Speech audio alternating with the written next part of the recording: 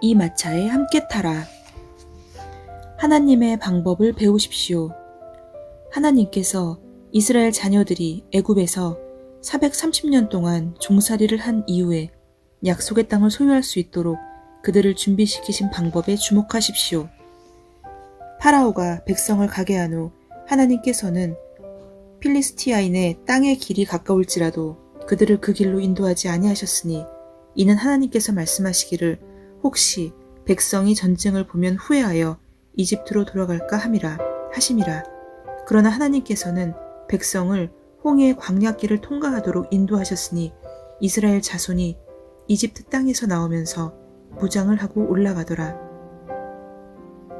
출애굽기 13장 17절로 18절. 이것을 상상할 수 있습니까? 필리스티아인의 땅을 통해서 약속의 땅으로의 여정을 갔다면 며칠밖에 안 걸렸을 것입니다. 그러나 하나님께서는 그 길을 택하시지 않으셨습니다. 하나님께서는 필리스티아인의 땅의 길이 가까울지라도 그들을 그 길로 인도하지 아니하셨으니 하나님은 사람들이 전쟁 때문에 후퇴하기를 원하지 않으셨습니다.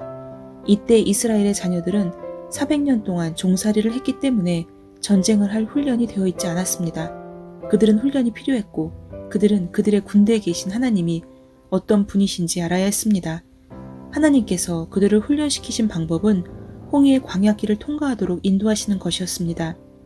매번 거의 불가능해 보이는 상황들과 마주했을 때 그들은 하나님께 울부짖었고 그들을 위해서 기적이 일어나고 또 일어났습니다. 이 기적들을 통해서 하나님께서는 그들이 강해지도록 하였고 하나님에 대한 신뢰를 확립하셨습니다. 결국 나중에 전쟁들을 보게 되었을 때 그들은 담대할 수 있었습니다. 하나님의 방법에는 지름길이란 없습니다. 당신은 하나님의 방법들을 이해해야 합니다. 하나님은 절대로 너무 늦지 않으십니다. 하나님을 이해하는 법을 배우고 그분과 동행하십시오. 당신의 비전을 이루는 데 있어서 시간을 잃은 것처럼 보일 때 하나님께서 말씀하십니다. 내가 너희 가운데 보냈던 나의 큰 군대인 메뚜기와 자벌레와 풀새기와 모충이 먹었던 연수를 내가 너희에게 갚아주리니. 요엘서 2장 25절. 하나님은 시간의 소유자이시며 시간을 담당하시는 분이십니다. 하나님께서는 가장 가까운 길을 항상 택하시지는 않습니다.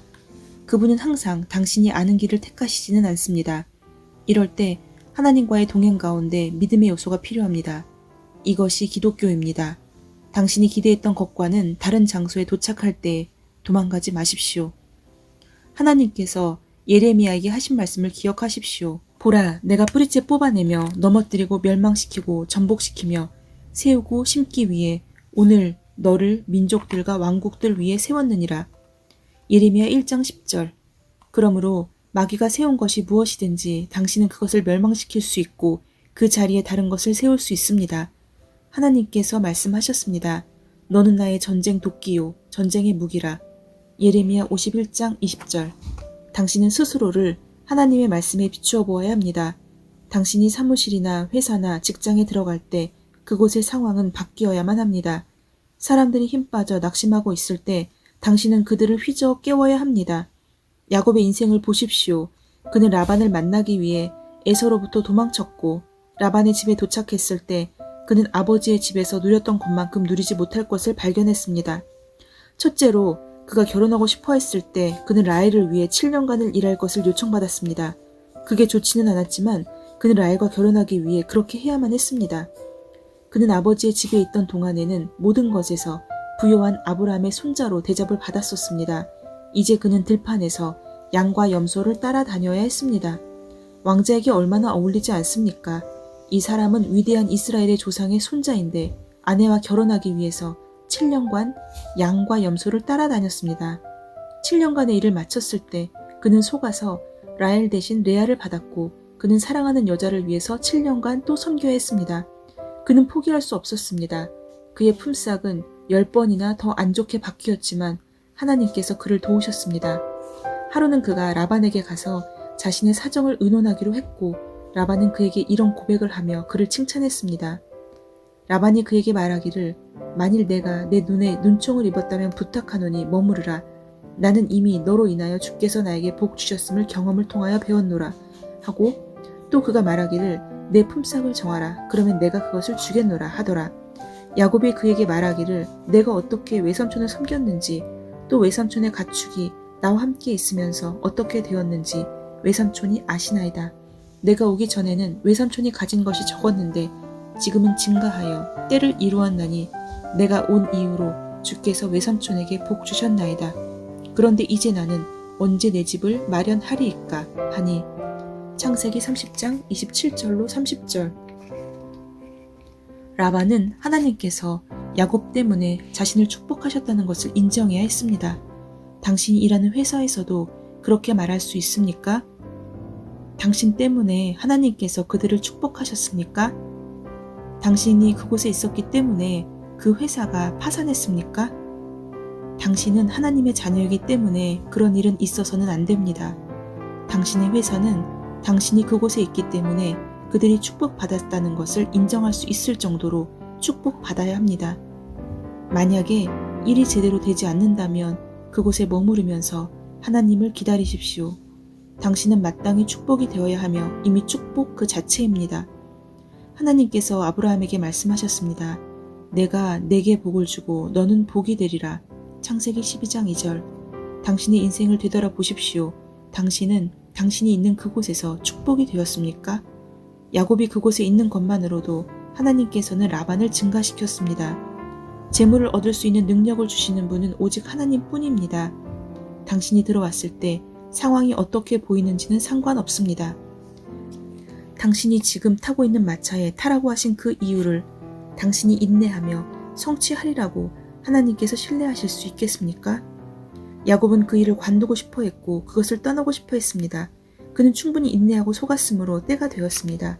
그러나 그는 하나님께서 떠나라고 지시를 내리시기 전까지 그곳에 남아 있었습니다. 마지막 날에는 많은 사람들이 그들의 직장을 잃을 것입니다. 세상에서 어려운 시기가 있을 것이지만 예수님께서 말씀하셨습니다. 기운을 내라 내가 세상을 이겼노라. 요한복음 16장 33절. 이것은 예수님께서 이 세상의 시스템을 실패하게 하고 하나님의 왕국을 높이셨다는 의미입니다. 이것이 바로 당신이 하나님께서 당신을 놓으신 그 위치에 있는 것에 흥분해야 하는 이유입니다. 당신은 하나님께서 당신을 믿고 계신다는 것을 알아야 합니다. 그분이 당신을 신뢰하실 수 있도록 허락하십시오. 그분이 이 마차에 함께 타라고 하실 때에 그분이 당신을 통해 생명을 보존하시고 싶어 하신다는 것을 알고 타십시오. 이것이 당신이 마차나 인생의 운반수단에 함께 타는 본질적인 이유입니다. 생명들을 보존하는 것, 마차의 본질. 하나님께서 이삭에게 이집트로 가지 말고 필리스티아인의 땅에 남아있으리라고 하셨습니다. 그때 필리스티아인의 땅에는 기근이 있었지만 하나님께서는 그것을 고려하지 말고 그 땅에 남아있으리라고 했습니다. 그리고 성경은 그 기근의 해에 이삭이 100배의 수확을 거두었다고 말하고 있습니다. 당신의 사무실이나 당신이 일하고 있는 회사가 재정적인 어려움을 겪고 있는 것을 발견한다면 그 회사의 번영을 위해 기도하십시오. 왜냐하면 그 회사가 번영할 때에 당신도 번영할 것이기 때문입니다. 이는 이스라엘 자녀들이 낯선 땅으로 추방되었을 때 하나님께서 그들에게 하셨던 말과 똑같습니다. 당신이 인생의 마차 안에서 접촉하는 사람들의 생명들을 보존할 것을 하나님께서 신뢰하실 수 있겠습니까? 요셉이라는 사람을 보십시오. 그는 어렸을 때 꿈들을 꾸었습니다. 그는 해와 달과 11개의 별들이 자기에게 절하는 것을 보았고 그 꿈을 그의 가족과 나누었습니다. 성경은 그의 아버지인 야곱이 이것들을 생각하고 그의 마음에 간직했다고 말합니다. 그러던 어느 날 야곱이 요셉에게 물었습니다. 정말로 너의 어머니와 11명의 형제들과 내가 내 앞에 절을 할 것이란 말이냐?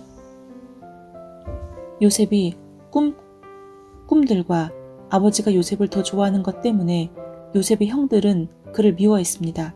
그러던 어느 날 그의 아버지는 그의 형들의 안부를 확인하기 위해 요셉을 들판에 형들에게 보냈습니다. 그가 형들을 발견했을 때 그들은 요셉을 붙잡아 죽이려고 하다가 나중에는 마음을 바꿔 나그네에게 팔아 넘겼습니다. 그 나그네들은 그를 포티발이라는 이집트 사람에게 팔았습니다. 요셉은 포티발의 노예가 되었지만 하나님은 그와 함께 하셨습니다. 이것이 바로 이 세상에서 당신에게 무슨 일이 일어나든지 염려하지 말아야 하는 이유입니다. 최상의 전략가이신 하나님께서 당신과 함께 하십니다.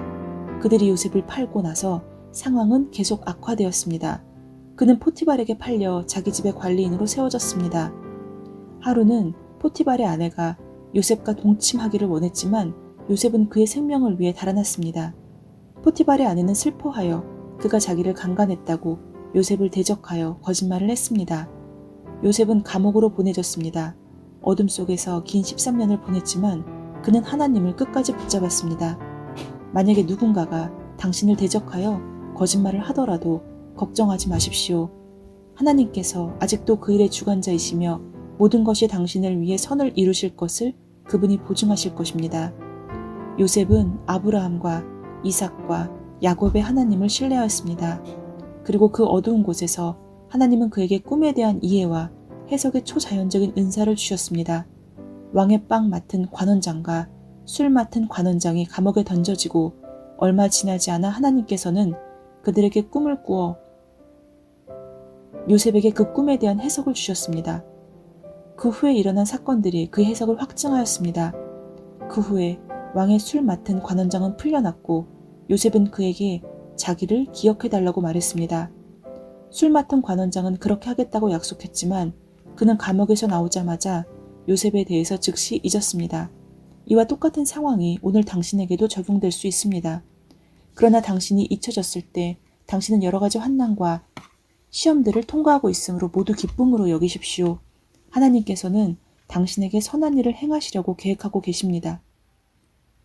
술 맡은 관원장이 풀려난 지 2년이 지난 후에 하나님께서는 어느 날 밤에 파라오의 궁전 안으로 들어가셔서 그에게 꿈을 주었습니다. 그의 모든 마술사들이 그 꿈을 해석하지 못했을 때 술 맡은 관원장은 그날 요셉을 기억했습니다. 그리고 그가 요셉의 꿈을 해석할 수 있는 능력에 대해서 증언한 것 때문에 왕은 요셉을 감옥으로 불렀습니다. 저는 요셉이 자물쇠 소리를 들었을 때 그날 감옥에서 나오게 될 것이라는 것을 그가 알고 있었다고 믿습니다. 왜냐하면 성경이 그가 수염을 깎았다고 말하기 때문입니다. 요셉에게 수염을 깎는 것은 매우 지혜로운 행동이었습니다. 왜냐하면 그렇게 함으로써 그는 당시 고급 장교들의 문화에 연결고리를 만든 것이었습니다. 히브리 사람들은 애도할 때 수염을 깎았지만 이집트 사람들은 몸 단장을 위해서 수염을 깎았습니다. 요셉이 감옥을 나왔을 때 그는 파라오에게 그의 꿈에 대한 해석을 해주었고 바로 그날 요셉은 이집트의 국무총리가 되었습니다. 파라오 다음으로 가장 권위가 높은 사람이었습니다. 머지않아 가나안 땅과 그 주변의 모든 나라에 기근이 들었습니다. 그러나 요셉 덕분에 이집트는 준비되어 있었습니다. 그 후에 야곱의 아들들이 곡식을 구하기 위해 이집트로 왔지만 그들은 요셉을 알아보지 못했습니다. 그들은 요셉에게 말했습니다. 주인님, 우리는 빵을 사러 왔습니다. 그리고 그 모두가 요셉에게 절하였고 요셉은 그의 꿈을 기억하였습니다.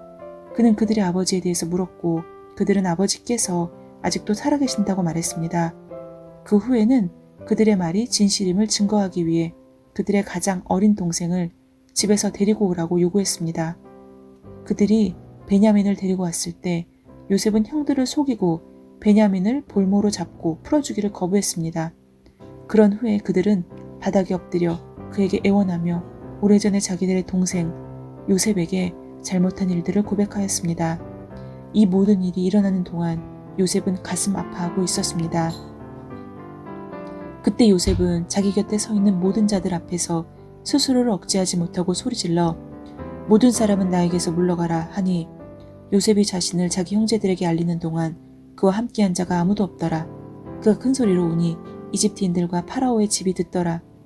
요셉이 그 형제들에게 말하기를 나는 요셉이라 내 아버지가 아직 살아 계시니까 하나 그의 형제들은 그에게 대답할 수 없었으니 이는 그들이 그의 면전에서 불안해함이더라. 요셉이 그 형제들에게 말하기를 내가 당신들에게 부탁하노니 내게 가까이 오소서 하니 그들이 가까이 온지라. 또 그가 말하기를 나는 당신들이 이집트에다 팔았던 당신들의 동생 요셉이니다.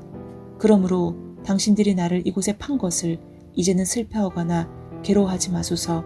이는 하나님께서 생명을 보존하시려고 당신들 앞에 나를 보내셨음이라. 창세기 45장 1절로 5절. 요셉의 이해를 보십시오.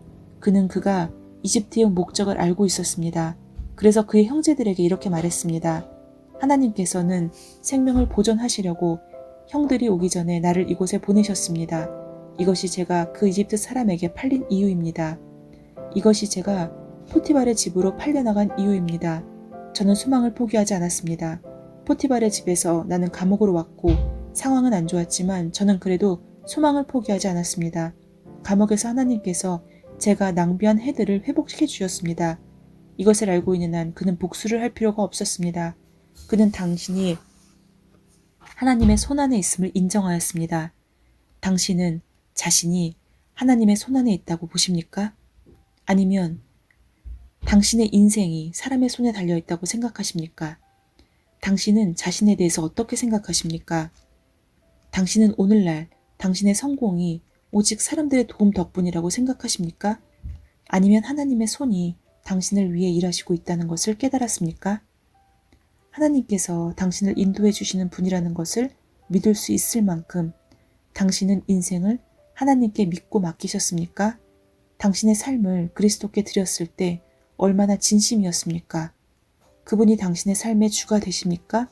만약에 그분이 당신의 삶의 주님이시라면 안심하십시오. 그분이 당신을 돌보실 것입니다. 마태복음 8장 23절로 26절이 아주 흥미로운 이야기를 기록하고 있습니다. 예수님께서 제자들과 배를 타고 있는 동안에 배의 뒤편에서 주무시고 계셨습니다. 바다에 큰 폭풍우가 일어나 물이 배 안으로 흘러들어오기 시작했습니다. 이 상황이 제자들을 겁먹게 했고 그들은 예수님을 깨어 물었습니다. 주인님, 우리가 죽어도 상관 안 하십니까? 예수님께서 대답하셨습니다. 오, 너희 믿음이 적은 자들아, 왜 의심하느냐? 예수님께서 이렇게 말씀하신 이유는 온 우주 만물의 하나님이 그 배 안에 있음을 제자들이 알 것을 기대하셨기 때문입니다. 그분이 그곳에 있기 때문에 그 어떤 거친 폭풍우도 배를 가라앉을 수 없었습니다. 오늘 당신의 배 안에 누가 타고 있습니까? 당신의 어떤 상황에 있든지 하나님께서 당신을 그곳으로 데리고 오신 계획이 무엇인지 항상 주의를 기울이십시오. 하나님께서 선택받은 민족의 보존을 요셉에게 믿고 맡기신 것처럼 당신이 다른 사람들을 예수님에 대해 알 수 있도록 데리고 올 것을 하나님께 신뢰하실 수 있으시겠습니까? 사도행전 27장에 나타나 있는 바울의 삶을 보십시오. 그는 체포되어 로마로 붙잡혀 갔습니다. 이제 여러 날이 지났고 금식하는 절기가 이제 이미 지났으므로 이제 향해하기가 위태로워진지라 바울이 그 사람들에게 공고하여 말하기를 여러분 내가 보니 이번 향해에 화물과 배뿐만 아니라 우리 생명에도 상당한 손실과 피해가 있으리라고 하나 백부장은 바울이 말한 것보다는 선장과 선주의 말을 더욱 믿더라. 여러 날을 먹지 못한 뒤에 바울이 그들 가운데 서서 말하기를 여러분이 내게 경청하고 크레테를 떠나지 아니하였으면 이와 같은 타격과 손실을 입지 아니하였으리라. 이제 내가 여러분에게 권하는 것은 기운을 내라는 것이라. 여러분 가운데 생명에는 아무런 손상이 없을 것이요 단지 배만 상하게 될 뿐이라. 사도행전 27장 9절로 11절, 21절로 22절. 이 얼마나 놀라운 선언입니까? 당신은 커다란 회사의 주인이 모든 것을 잃어버려서 오는 것을 본 적이 있습니까? 이 사람은 그 일을 위해 훈련받고 그 일에 있어서 전문가였음에도 불구하고 이제 모든 것이 망해가고 있습니다. 빚은 너무 많아 갚을 수도 없습니다. 그는 공경에 처해 있고 회사는 파산할 지경입니다. 그는 회사에서 나와 파산 서류를 제출하고 싶어 합니다. 그러나 무슨 일이 일어납니까? 하나님께서 그분의 자녀된 그리스도인인 당신을 그곳에 보내십니다. 그리고 당신이 그 사람들에게 말합니다. 사장님, 당신 스스로에게 아무런 해를 끼치지 마십시오. 모든 것이 잘 될 것입니다. 그는 그 말을 믿지 않을지도 모릅니다. 왜냐하면 우리는 감각이 주관하는 세상에 살고 있기 때문입니다. 그 사람은 차라리 회계사의 보고를 믿을 것이고 상황은 더 악화될 것입니다. 그러나 당신이 가지고 있는 하나님께로부터 온 말씀을 그 사람이 믿도록 하나님께서 도우시길 바랍니다. 사도 바울이 말했습니다. 이제 내가 여러분에게 권하는 것은 기운을 내라는 것이라. 여러분 가운데 생명에는 아무런 손상이 없을 것이요 단지 배만 상하게 될 뿐이라. 사도행전 27장 22절. 그에게 전달된 메시지로 인해 바울은 매우 담대하게 말했습니다. 내가 속해 있고 또 내가 섬기는 하나님의 천사가 간밤에 내 곁에 서서 말하기를 바울아 두려워 말라. 내가 반드시 카이사 앞에 서야 하리라. 그러므로 보라 하나님께서는 너와 함께 향해하는 모든 사람을 너에게 주셨느니라 고 하였느니라. 그러므로 여러분이여 기운을 내라. 나는 하나님을 믿나니 나에게 말씀하신 그대로 되리라. 배에 타고 있던 모든 사람들이 두려워하였지만 바울은 밤중에 천사가 그에게 가지고 온 메시지를 그들에게 말해주었습니다. 이 사람은 체포된 사람이었습니다. 그러나 그는 그 배 안에서 누가 자기와 함께 항해하고 있는지를 알았습니다. 그는 하나님의 말씀대로 그들에게 약속하였고 그들은 다친 사람 없이 모두 구조되었습니다. 이 일은 그가 사도 바울이었기 때문에 일어난 일이 아닙니다. 그가 하나님의 말씀에 세워져 있었기 때문입니다. 그는 하나님의 말씀 안에 계속 거했습니다. 하나님께서는 오늘 당신의 마차 안에 있는 당신에게 무엇을 기대하십니까? 당신은 자신을 그분께 의탁할 만큼 그분을 신뢰하십니까? 그분은 말씀하십니다. 보라, 내가 너를 내 손바닥에 새겼으니 이는 쥐의 눈은 온 땅을 두루 살피시어 자신을 향하여 마음이 온전한 자들을 위하여 자신의 강함을 보이심이니이다. 이사야 49장 16절, 역대하 16장 9절. 하나님은 당신을 신뢰하십니다. 하나님께서 우리를 신뢰하셨습니다. 그분은 우리가 복음을 듣는다면 그분의 말씀을 믿을 것이라고 믿으셨고 우리는 그렇게 하였습니다. 그분은 또한 우리에게 화해의 사역을 맡기셨습니다. 우리가 해야 할 일은 오직 하나님의 꿈을 붙잡고 일하는 것입니다. 들판은 추수때가 되어 하얗게 되었는데 당신은 무엇을 기다리고 있습니까? 아멘. 오늘 하나님께서 저에게 주신 말씀은 당신의 회사는 당신이 그곳에 있기 때문에 그들이 축복받았다는 것을 인정할 수 있을 정도로 축복받아야 합니다. 만약에 일이 제대로 되지 않는다면 그곳에 머무르면서 하나님을 기다리십시오. 당신은 마땅히 축복이 되어야 하며 이미 축복 그 자체입니다. 나의 회사는, 나의 가정은, 나의 가족은 내가 그곳에 있기 때문에 그들이 축복받았다는 것을 인정할 수 있을 정도의 축복을 받아야 합니다. 만약에 일이 제대로 되지 않는다면 그곳에 머무르면서 하나님을 기다려야 합니다. 나는 마땅히 축복이 되어야 하며 이미 축복 그 자체입니다. 하나님께서 아브라함에게 하신 언약처럼 내가 내게 복을 주고 너는 복이 되리라 하는 그 말씀처럼 하나님께서는 저를 제가 있는 그곳에서 축복이 되도록 이미 하셨습니다. 오늘 하루도 승리하는 하루 되시기 바랍니다. 샬롬.